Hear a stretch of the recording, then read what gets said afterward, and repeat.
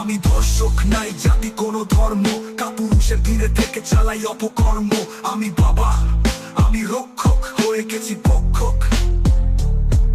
পাপিষ্ঠ পশু আমি পাশবিক বাবা, লাল সাই পরে দেই মেয়ের গায়ে খাবা। আমি আড়ালে পশু আর সমাজে শিক্ষক, সম্মানী ব্যাগ দিয়ে জাতিকে রক্ষক। কোচিং নামে পিছে নাইফ করি নষ্ট, হয় না বিচার তাই রিয়াদের কষ্ট, হয় না বিচার তাই রিয়াদের কষ্ট, হয় না বিচার তাই রিয়াদের কষ্ট।